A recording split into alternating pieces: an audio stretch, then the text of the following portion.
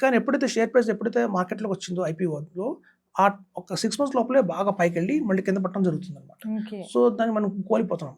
So ఇట్లాంటి అన్నిటికీ check పెడుతూనే ఏఎఫ్ అనేది ఉంది, ఆల్టర్నేట్ ఇన్వెస్ట్మెంట్ ఫండ్ అంటారు దాన్ని.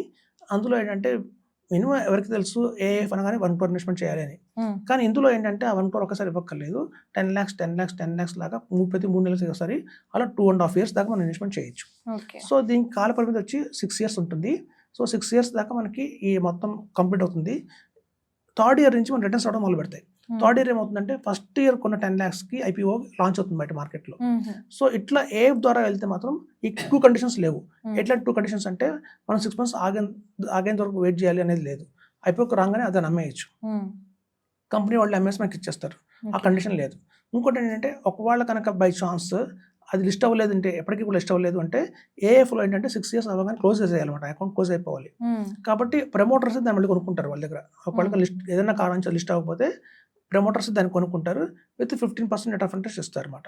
సో కంపల్సరీ లిక్విడేషన్ అనేది మనకి గ్యారంటీగా ఉంటుంది. సో మొత్తం టెన్యూర్ వచ్చి 6 సంవత్సరాలు. ఫస్ట్ 2.5 years మనం ఇస్తూ ఉంటాం 10 lakhs, తర్వాత మన 3 years నుంచి మనకి రిటర్న్స్ వస్తూ ఉంటాయి. సో అట్లా 6 yearsలో మొత్తం కంప్లీట్ అయిపోతుంది. ఇలా కనుక ఇన్వెస్ట్మెంట్ చేస్తే ఇలాంటి ఐపీఓస్లో కొనుక్కుంటే 33-40% కూడా వచ్చే అవకాశం ఉంది. ఎందుకంటే చాలా కంపెనీస్ ఇవాళ మార్కెట్లో చూస్తే మీకు ఇవాళ చూడండి, అన్లిస్టెడ్ అంటే మార్కెట్లో లిస్ట్ కాని కంపెనీల దగ్గర 250 ఉన్నాయి ఇండియాలో. సో అలా 250 కంపెనీలో కూడా వీళ్ళు బాగా ఫిల్టర్ చేసి 40 కంపెనీస్ తీసుకుంటారు. సో ఆ 40 కంపెనీస్ మీద కూడా త్వరగా రీసెర్చ్ చేసి బ్యాలెన్స్ షీట్లు చదివి మినిమం 10 years నుంచి ఇండస్ట్రీలో ఉండాలి, దానికంటూ బయట మార్కెట్లో ఒక మంచి గుడ్ విల్ ఉండాలి, బాగా తెలిసి ఉండాలి పబ్లిక్కి, దాని రిటర్న్స్ చూస్తే 30% ప్లస్ ఉండాలి ప్రతి లాస్ట్ 3 years నుంచి. అలా బాగా ఏరి ఒక 7 కంపెనీస్ తీసుకుంటారు.